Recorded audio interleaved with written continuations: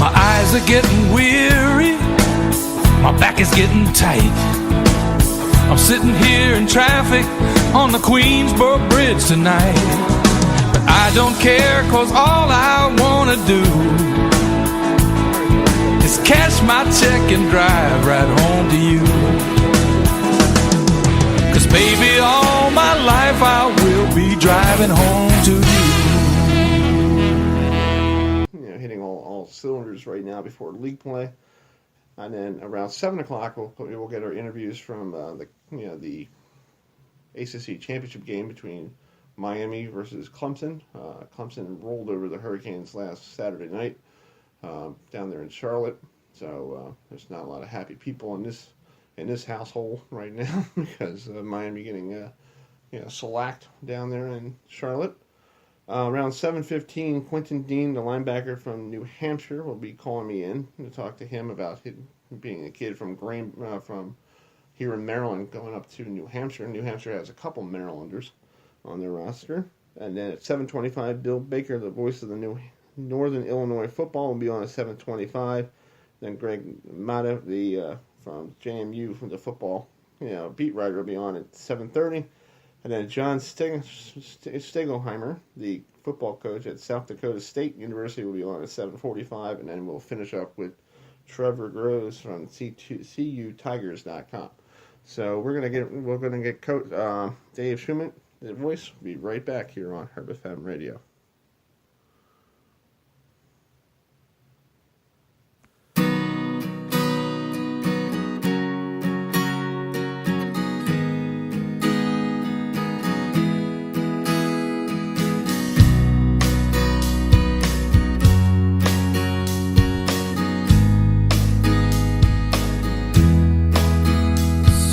Dark, so cold, lying in an alley, escaping reality.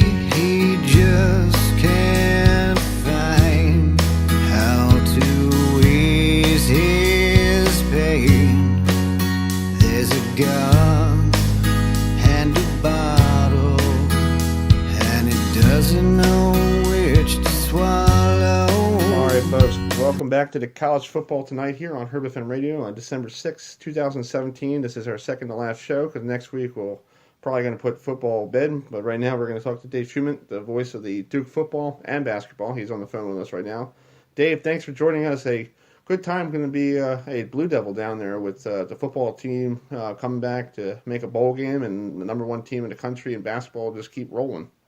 Yeah, it's been an impressive month the last few weeks. As you said, the football team had to endure a 6-game losing streak, but into the season, back-to-back wins over Georgia Tech and Wake Forest. And basketball, obviously, number one team in the country, has rolled off 11 straight wins to start it. So it's been a pretty good time to be on campus for sure. Yeah, well, talk about this bowl game. It's going to be at the end of the month. It's going to be in Detroit. It's going to be at the Ford Field there in Detroit where the Lions play, and they're going to play a team in Northern Illinois where the coach from Northern Illinois went to NC State. So this is the other guy who took over for him. So it's interesting they're back in a bowl game.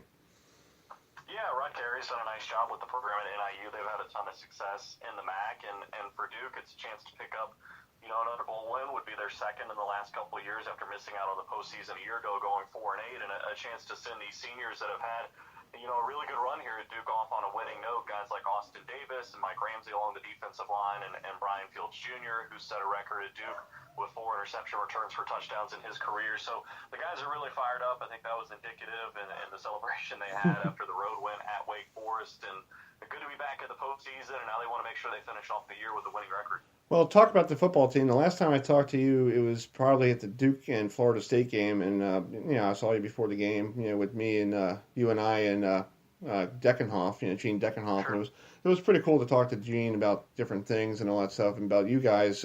You guys went on that losing streak, and then what turned to make you guys win 2 straight to get to the bowl eligible? Well, I just think the team never gave up. I mean, if you look at that streak in totality, there were 4 games where they had the football driving to either tie or take the lead on the last possession of the game. Obviously, it didn't work out, but it's not like things had fallen apart. They were getting blown out. And they just kept at it. I don't think it was any one individual thing. I think it was the work ethic and practice. And, at some point in that month of November, Coach Cutcliffe talked about kind of taking the team back and watching actually some tape from the fall camp when they were getting ready for the season and what they were able to do against their own defense. And Duke's defense has been stout throughout the whole season, only giving up about 20 points a game. And it seemed to click and get some confidence back into the offense, and they certainly exploded, putting up 43 in that game against Georgia Tech and found their way back from a 2-touchdown road deficit at Wake Forest.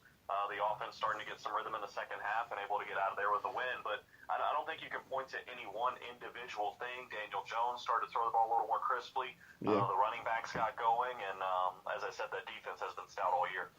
Well, let's turn the page and talk about basketball. The team knows how to win in overtime a couple weeks ago, back-to-back overtime games out there in Portland. So I guess Coach K has a very good squad there. Yeah, there's no question. I mean, those two double-digit second-half comebacks you're referencing, the overtime game against Texas, and then, of course, the championship game against Florida. You have to remember this is a really young team that starts 4 freshmen and then a senior in Grayson Allen.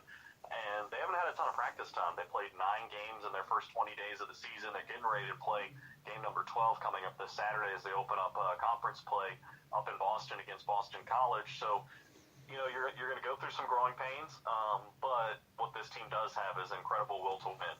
And it's been really impressive to see what they do. That championship game against a really, really good Florida team that would shoot the ball extremely well in Portland, able to come from 17 down, and they play some tremendous defense in the final 5 minutes of games.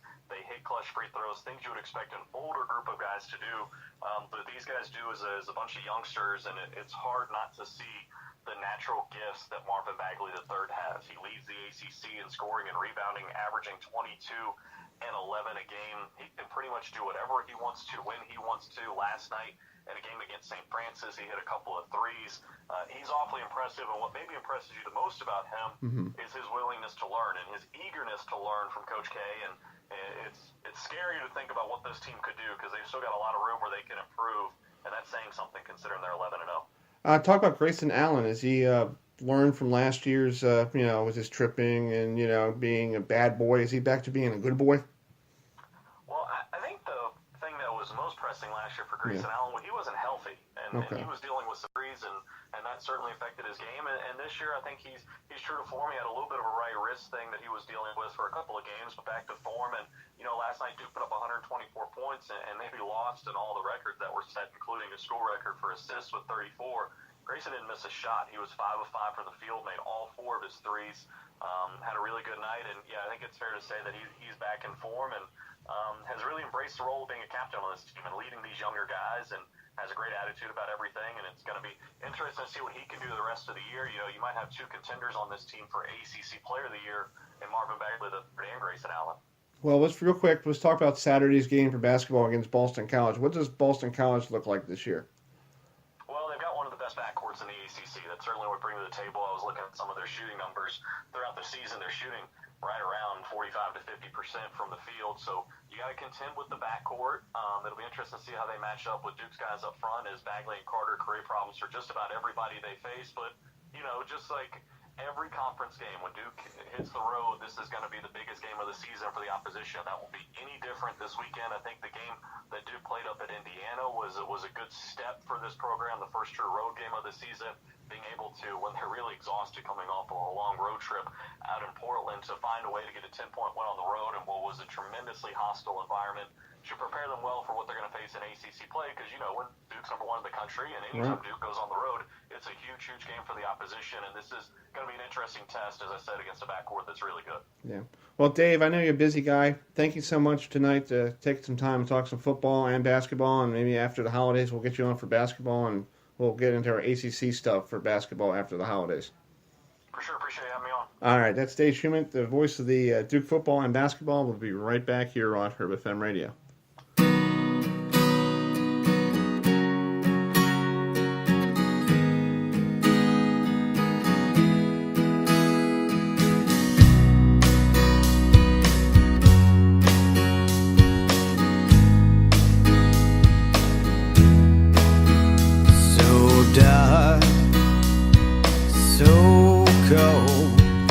Lying in an alley,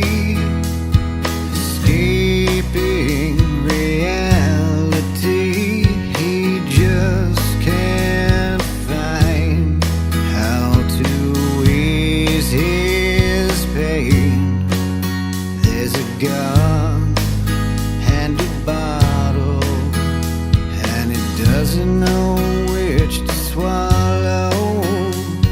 Decision of what to do, what to do, what to do. Pull the trigger, it's so much better.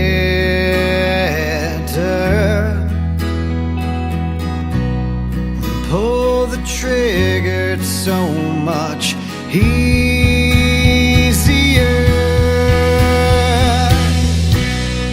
Pull the trigger, it's so much faster. But there's got to be more to life than this.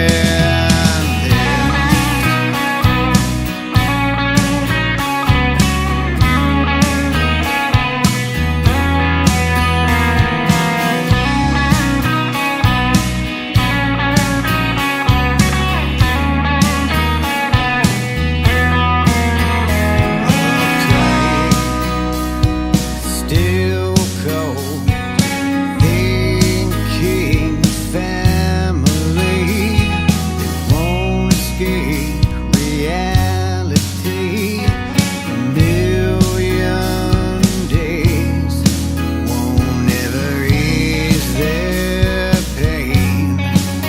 Now it's caught in the middle, unsure of the road to follow. A decision of what to do, what to do. Oh, he knows you. Pull the trigger, so much better.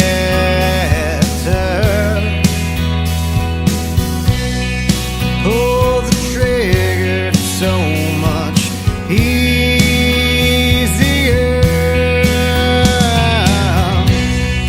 Pull the trigger, so much faster.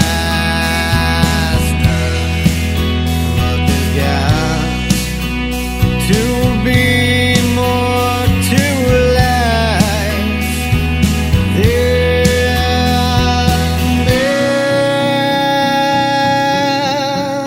than this. All right, folks, welcome back to If you the night here on HerbFM Radio. That was Born Identity on there with the song called Trigger. If you'd like to get more information about that song, you can always email us here at the station at herbfmsportsradio@gmail.com. It's herbfmsportsradio@gmail.com if you want any questions about how to to get yourself a copy of that fine album by Born Identity.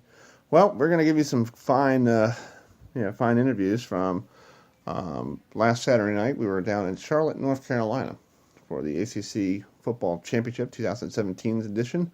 It was between the number 7 Miami Hurricanes against the number 1 Clemson Tigers. And we all know what happened. Clemson jumped out to a 14-0 lead and never looked back. And Miami had a hard time getting the offense clicking with Travis Homer and Monique Rozier. Had a hard time getting the offense rolling, but in a consolation prize for Miami, they stay home for the holidays. They'll be in the Orange Bowl against the Wisconsin Badgers. But we'll listen to Mark Richt talk about his time playing against Wisconsin in his career when he was at Florida State or at Georgia. So right now, we're going to play you some of the post-game interviews from Saturday night right here on HerbFM Sports Radio.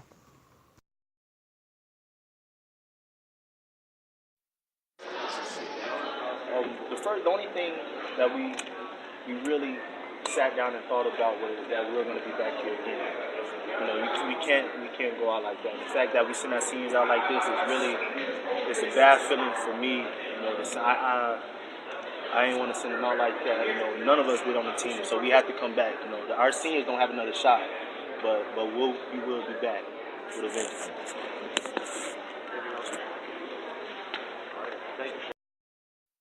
It doesn't matter whether I play good or bad. All I care about is winning. No matter how good you play, I'm all bad you play. Wins all that matters. I didn't get it done, so there's a lot of stuff we got to correct and get fixed. Is that any surprise that you guys see Steve like that? The closest team that we compared them to is Florida State. Florida State has freaks. Our defense going against our defense every day. They're fast and physical. I think the big thing was they did a good job. There was multiple times where our line picked up the blitz and people that they're bringing in. Pretty sure one time Manny Wilkins, or I think it was 90 maybe, they blocked the ball and they got a pick. So, they just did a good job. When they can't get to you, they jump up, they get their hands up, they try to bat the ball. So, they were very well coached. They did a good job. What would you talk about winning and I didn't see that? How much was you put on that? At the end of the day, it's the quarterback's job to win. There's a lot that I have to fix personally. But at the same time, there was a couple shots that we had, and unfortunately, we had the one play to Jeff, and he called it, then he fumbled. And the big thing is, that guy's a freshman. You're coming out here, you're playing against the number one team in the nation. That's hard. So the big thing is to teach the young guys to grow and get better, because we got another big game out there in Louisville versus Wisconsin, Auburn. We got another good team coming up. So the big thing is to learn and grow from this. Let's see the first pass that you made. Jeff, let's talk about these passes you guys made. So the big thing was all day we talked about setting the edge on any rollouts, and they did a good job. Anytime we tried to set the edge, they just threw up and got into me. But that's the block play out there, especially with Jeff, who's a quick twitch guy. He's a guy that can move, and we worked on putting more air, and I probably just put too much air instead of putting more out there for the run under again. So that ball was just on me. At the time, did it feel like a big opportunity? Yeah, kind of. I don't know. There's a lot of opportunities that we missed. So you can't name one play as a big opportunity. Hey, what did they do differently for defense during the week when you had from Clemson? What did they do differently that you saw tonight? It wasn't just nothing. They just, they're soundly coached. That's the big thing. They're not gonna try to confuse their guys by trying to confuse us. They're gonna play straight up football, and they think that their athletes are better than yours. They got a great front four, so they know that if they can get their guys to cover downfield for 2 or 3 seconds, that the quarterback's gonna get hit, and that's what happened. They did a great job.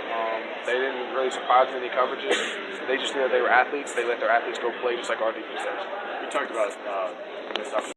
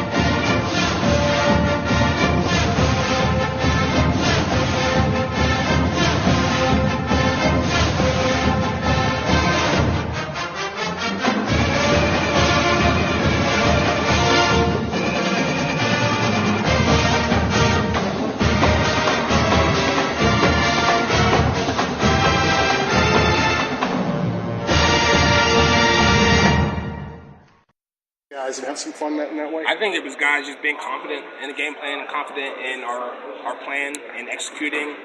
Whenever you know what you're doing, you can play fast and it's not stressful. And I'm just happy that our guys can have fun while doing it. Ryan Carter had a pick and a forced fumble. Yeah, Talk about his play tonight and just how he did. That's my dog. That's my roommate. That's my best friend. I'm just so happy for him.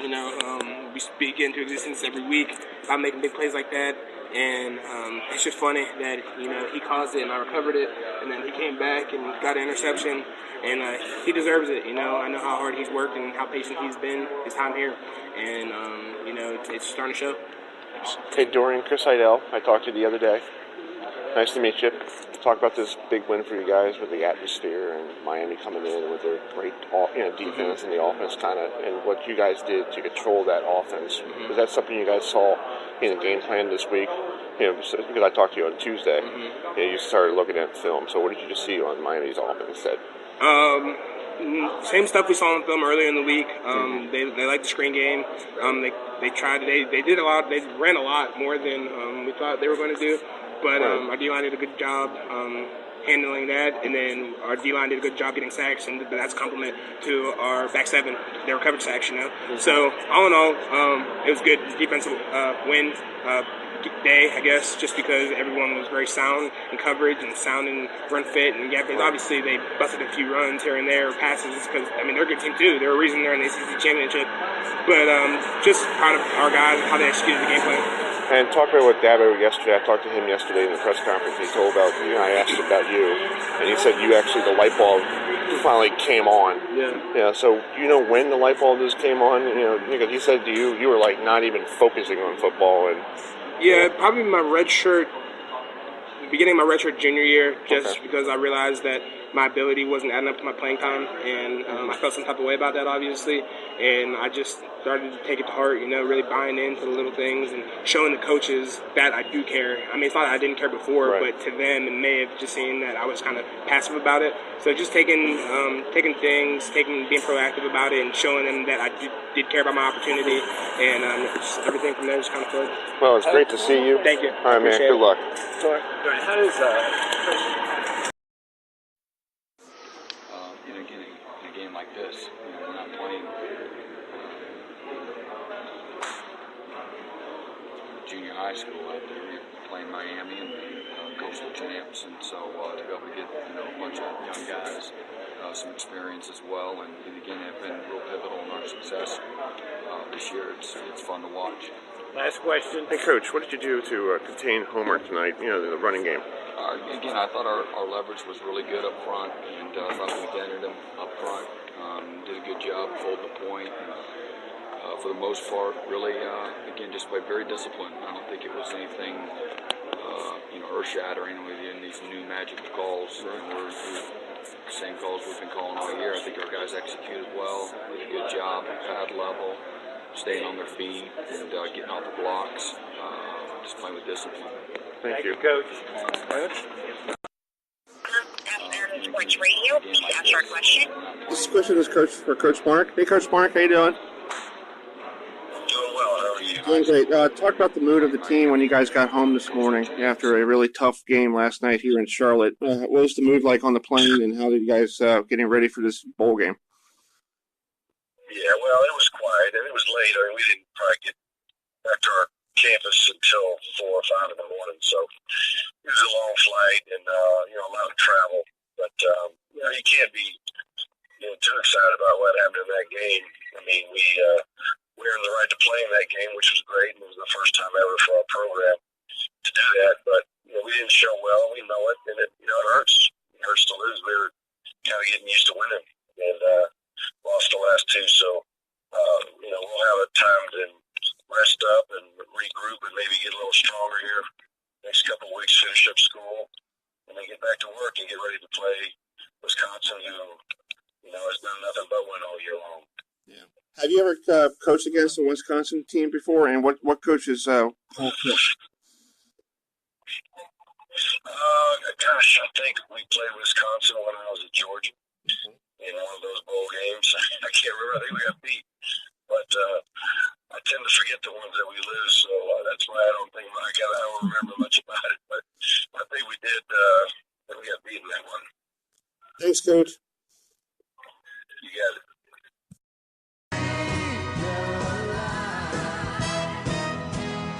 Your time never seemed so good. I've been inclined to believe there never was. No.